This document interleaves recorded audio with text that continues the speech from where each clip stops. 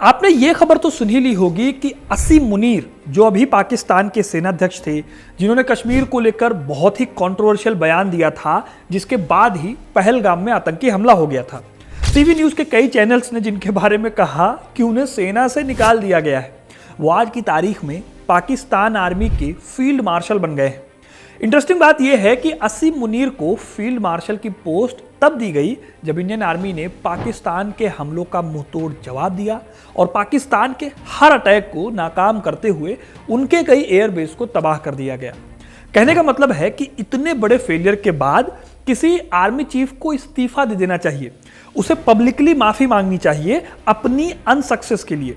लेकिन यही आदमी आज की तारीख में हीरो बना बैठा है और सबसे बड़ी बात है कि आज वो पाकिस्तान के इतिहास का दूसरा फील्ड मार्शल बन गया है। जी हाँ, जैसे भारत में दो महान फील्ड मार्शल हैं, वैसे ही पाकिस्तान के पास भी दो फील्ड मार्शल हो गए। हालांकि भारत और पाकिस्तान के इन फील्ड मार्शल्स में जमीन आसमान का फर्क है, जो इस वीडियो में मैं आपको बताऊंगा। साथ ही बताऊंगा कि आखिर ये फील्ड मार्शल होते कौन हैं, क्यों बनाए जाते हैं और इनके पास ताकत क्या होती है, भारत और पाकिस्तान के फील्ड मार्शल्स में क्या अंतर है, और सबसे बड़ी बात, आज की तारीख में दुनिया में कहां कहां पर फील्ड मार्शल देखने को मिलते हैं। ये सारे सवाल, ये सारी बातें आपको इस वीडियो में पता चलेंगी, तो एंड तक जरूर बने रहिएगा, क्योंकि अपना इतिहास नहीं जानोगे तो खुद को कैसे पहचानोगे। दोस्तों, पाकिस्तान के फील्ड मार्शल की फेल गाथा की ओर बढ़ें उससे पहले आपको बताना चाहता हूं कि आखिर फील्ड मार्शल्स का इतिहास क्या है। देखिए, फील्ड मार्शल सेना का सबसे ऊंचा सैन्य पद होता है। इसे आमतौर पर 5 स्टार रैंक के रूप में जाना जाता है। यह पद उस शख्स को दिया जाता है जिसने अपनी लीडरशिप और अपनी बहादुरी की मिसाल कायम की हो। ज्यादातर देशों में यह पोस्ट बहुत ही ज्यादा सम्मानजनक मानी जाती है और रिटायरमेंट के बाद दी जाती है, यानी उसे युद्ध जीतने या अपने अद्वितीय सेवा के बाद दिया जाता है। असल में फील्ड मार्शल जो शब्द है वो जर्मन लैंग्वेज से निकला है। इसका मतलब होता है घोड़ों का रक्षक, यानी कि वो व्यक्ति जो घोड़ों की रखवाली करता था। इसका एक मतलब युद्ध भूमि का उच्चतम सेना नायक भी होता था। जर्मन में इसे फील्ड मार्शल कहते थे। यह मध्यकाल की बात है, जब सेनाएं और ज्यादा व्यवस्थित होने लगी, प्रोफेशनल आर्मी दुनिया भर में बनने लगी और आर्मी में भी अलग अलग डिवीजन होने लगे थे। माना जाता है कि जनरल एल्बेरिक क्लेमेंट को फ्रांसीसी राजा फिलिप ऑगस्टस द्वारा दुनिया का पहला फील्ड मार्शल नियुक्त किया गया था, यानी ये दुनिया में पहले ऐसे व्यक्ति थे जो फील्ड मार्शल बने थे। 17वीं और 18वीं सदी में यह शब्द धीरे धीरे दूसरी यूरोपियन लैंग्वेजेस और आर्मीज में फैल गया।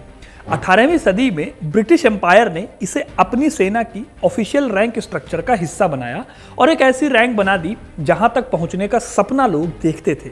ब्रिटेन में ये उपाधि केवल उन्हीं जनरल्स को दी जाती थी जिन्होंने बहुत ही ज्यादा असाधारण सैन्य नेतृत्व दिखाया हो, जैसे नेपोलियन वॉर्स के दौरान या वर्ल्ड वॉर के दौरान या एम्पायर के एक्सपेंशन के दौरान जो भी उन्होंने जीत हासिल की।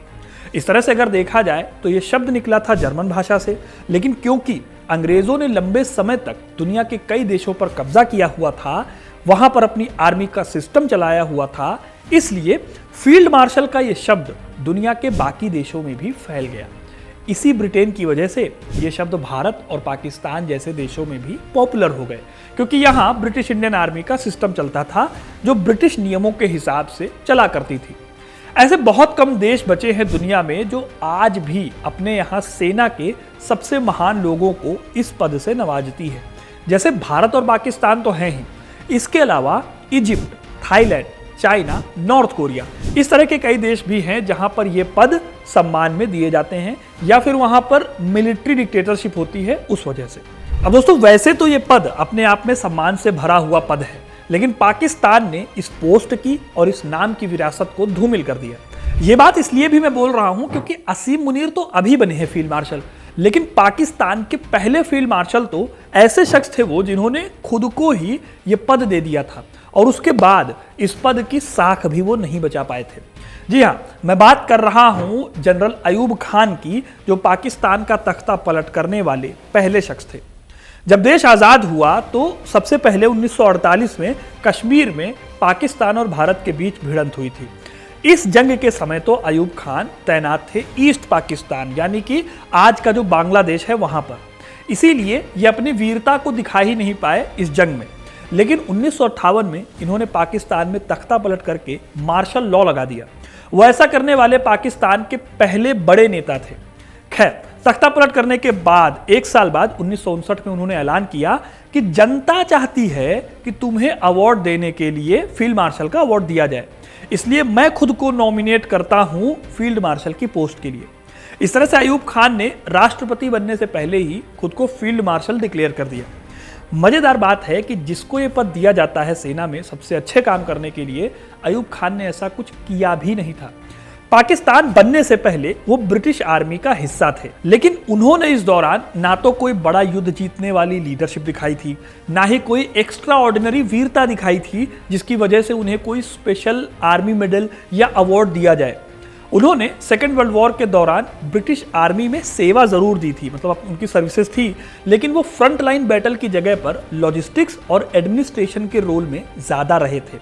दूसरे वर्ल्ड वॉर के दौरान वो बर्मा, यानी आज का जो म्यांमार है, वहां और दूसरी जगहों पर तैनात रहे, लेकिन उनके पूरे कार्यकाल में ऐसा कोई बड़ा सैन्य अभियान नहीं हुआ जिसे ऐतिहासिक वीरता या युद्ध कौशल के लिए याद किया जाए। उनके दोस्त सैम मानेकशॉ भी इसी टाइम पर बैटलफील्ड पर थे, लेकिन वो बटालियन को लीड कर रहे थे। जहां अयूब खान को सेना से जुड़ा कोई मेडल नहीं मिला था, वहीं सैम मानेकशॉ को अवार्ड मिल चुका था अपनी वीरता के लिए। कुल मिलाकर बात इतनी सी है कि अयूब खान में वो काबिलियत नहीं थी जो अवार्ड उन्होंने अपने आप को दे दिया था। इस तरह से उन्होंने फील्ड मार्शल के पद की गरिमा को एक तरह से ठेस ही पहुंचाई थी। बाकी आपको क्या लगता है, आप कमेंट में जरूर बताना। मैं इसलिए ये कह रहा हूं क्योंकि एक फील्ड मार्शल बनने के बाद वो शख्स अपनी मृत्यु तक एक्टिव आर्मी ड्यूटी में माना जाता है, क्योंकि अक्सर ये पोस्ट जो है वो रिटायरमेंट के बाद मिलती है। इसलिए फील्ड मार्शल के पास कोई ऑफिशियल पोस्ट नहीं होती है आर्मी की। लेकिन अयूब खान को तो उनके कमेंडेबल काम के लिए लोगों ने खुद रिक्वेस्ट करके दिलाया था ना ये पोस्ट। इसका रिजल्ट भी देखने को मिल गया। अयूब खान के फील्ड मार्शल बनने के कुछ ही सालों बाद साल 1965 में भारत और पाकिस्तान के बीच युद्ध हुआ। यह युद्ध कश्मीर को लेकर हुआ था और पाकिस्तान ने इसे ऑपरेशन जिब्राल्टर के तहत योजना बनाई थी। अयूब खान को उम्मीद थी कि कश्मीर में मुस्लिम आबादी भारत के खिलाफ विद्रोह कर देगी और पाकिस्तान को एक आसान सी जीत मिल जाएगी, कश्मीर उनका हो जाएगा। लेकिन हुआ इसके उल्टा। भारतीय सेना ने मुंहतोड़ जवाब दिया और पाकिस्तान को रणनीतिक रूप से पीछे हटना पड़ा। यही वो टाइम था जब अयूब खान के पहले से लिए गए फील्ड मार्शल की पोस्ट पर सवाल उठने लगे। मतलब जो व्यक्ति ना युद्ध जीत सका, ना अपनी कोई आर्मी एक्सीलेंस दिखा सका, वो आखिर फील्ड मार्शल हो कैसे सकता है। यही वजह है कि ये उपाधि एक तरह से मजाक बन गई पाकिस्तान में और पाकिस्तान की मिलिट्री लीडरशिप पर सवाल खड़े होने लगे। दोस्तों, अयूब खान की सबसे बड़ी उपलब्धि यही मानी जाती है कि वो पाकिस्तान के पहले मुस्लिम कमांडर इन चीफ बने थे और बाद में सत्ता पर कब्जा करके देश के प्रेसिडेंट भी बन गए। लेकिन फील्ड मार्शल की उपाधि पाने के लिए जो भी ज़रूरी मिलिट्री एक्सीलेंस चाहिए थी, जो युद्ध में विजय चाहिए थी या आर्मी संगठन में क्रांतिकारी सुधार करने की चीज़ होती थी, इन सब का जो है अभाव था उनके करियर में, जो अब क्लियरली विजिबल है। हालांकि अभी जो फील्ड मार्शल बनाया गया है असीम मुनीर को, वो अयूब खान के फील्ड मार्शल बनने से, यहाँ तक कि भारत में भी जो फील्ड मार्शल बने वो आज तक जो बने हैं उनसे काफ़ी अलग है। देखिए, दुनिया भर की रिवायत ये है कि फील्ड मार्शल जो बनता है वो रिटायरमेंट के बाद बनता है। भले ही फील्ड मार्शल का मतलब होता है कि वो शख्स टिल डेथ आर्मी का एक्टिव मेंबर रहेगा, इसी वजह से उन्हें किसी भी फंक्शन में वर्दी भी पहनने का राइट होता है। यही नहीं, उनके पद की गरिमा इतनी होती है कि एक फील्ड मार्शल सलूट का जवाब अपने हाथ के सलूट से नहीं देता, बल्कि उनके हाथ में एक बैटन होता है जिसको ऊपर माथे की ओर उठाकर सैल्यूट देते हैं, जो सिर्फ फील्ड मार्शल के पास होता है। इसको आपने सैम मानेकशॉ मूवी में लास्ट में देखा भी होगा। लेकिन इसके बाद भी उसके पास कोई ऑफिशियल पोस्ट नहीं होती, क्योंकि माना जाता है कि वो शख्स अपने देश को अपनी सर्वोच्च सेवाएं दे चुका है। लेकिन असीम मुनीर जो अभी फील्ड मार्शल बने हैं, उनके पास अभी भी आर्मी चीफ की कमान है। जी हाँ, नवंबर 2024 में वो रिटायर हो जाते, लेकिन 2025 में पाकिस्तान की नेशनल असेंबली में एक विधेयक पारित हुआ जिसके तहत सेना, नौसेना और वायुसेना प्रमुखों का कार्यकाल 3 साल से बढ़ाकर 5 साल कर दिया गया। यानी कि अब वो 2027 में रिटायर होंगे। कहने का मतलब ये है कि असीम मुनीर फील्ड मार्शल भी रहेंगे और आर्मी चीफ भी बने रहेंगे। अब अगर असीम मुनीर का करियर देखा जाए तो उनके पास भी कोई ऐसी अचीवमेंट नहीं है जो उन्हें फील्ड मार्शल के पद के बराबर खड़ा करे। जनरल असीम मुनीर को अप्रैल 1986 में फ्रंटियर फोर्स रेजिमेंट में कमीशन मिला था। उन्होंने मंगला यानी पंजाब, जो पाकिस्तान का पंजाब है, वहां ऑफिसर्स ट्रेनिंग स्कूल से ग्रेजुएशन किया था, जिसे अब बंद कर दिया गया है। लेफ्टिनेंट कर्नल के रूप में इन्होंने फ्रंटियर फोर्स रेजिमेंट की 23rd बटालियन की कमान संभाली और ब्रिगेडियर के तौर पर वो उत्तरी क्षेत्रों में एक पैदल सेना ब्रिगेड की कमान संभालते हैं। इसके बाद वो ISI के डायरेक्टर जनरल भी बने। 2019 में पुलवामा आतंकी हमले के समय वो इसी पद पर थे। इसके बाद 2022 में वो पाकिस्तानी सेना के अध्यक्ष भी बने। हाल ही में ऑपरेशन सिंदूर में सेना की नाकामी तो सबको पता है, पाकिस्तानी सेना की, लेकिन फिर भी उन्हें इस पद से नवाजा गया है, जो एक बार फिर पाकिस्तान के इतिहास में दिखाता है कि कैसे फील्ड मार्शल के पद की गरिमा कम की गई है। अगर भारत के फील्ड मार्शल्स की बात करें तो देश के पहले फील्ड मार्शल थे सैम मानेकशॉ। ये आज की तारीख में किसी भी पहचान के मोहताज नहीं है। सैम मानेकशॉ ने सेकेंड वर्ल्ड वॉर में अपनी बहुत ज़्यादा बहादुरी दिखाई थी, मिलिट्री एक्सीलेंस दिखाया था।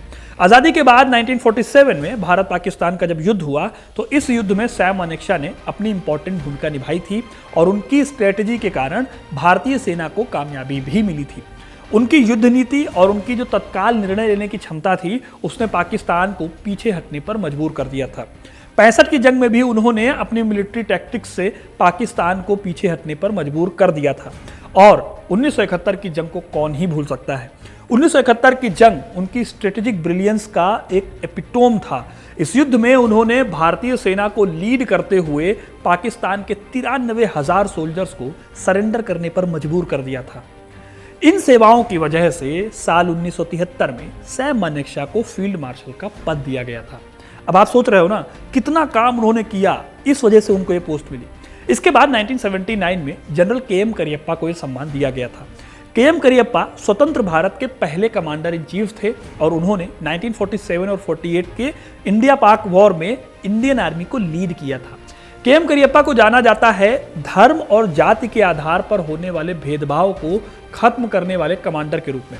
उन्होंने एक बेहद प्रोफेशनल और यूनाइटेड आर्मी को स्टैब्लिश किया था इंडिया में और अपनी जंग लड़ने की काबिलियत से सेना में एक स्टैंडर्ड खड़ा किया था उन्होंने। इसीलिए उन्हें रिटायरमेंट के लगभग 3 दशक बाद यह सम्मान दिया गया। तो दोस्तों, भारत में भी 2 ही फील्ड मार्शल हुए हैं, लेकिन उनके पास इतने कमेंडेबल अचीवमेंट्स हैं गिनाने के लिए कि आपको उनकी महानता पर गर्व हो गया।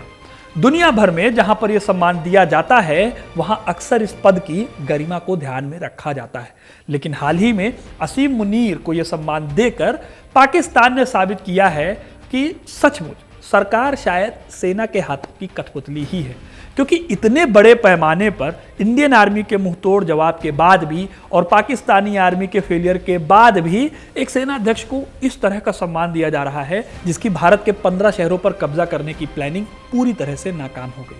अब आपको क्या लगता है, कमेंट करके जरूर बताइएगा। वीडियो को लाइक और शेयर करना ना भूलिएगा और ऐसी इंटरेस्टिंग कहानियों के लिए, इतिहास से जुड़े रहने के लिए हिस्ट्री कनेक्ट को सब्सक्राइब करना ना भूलें। धन्यवाद।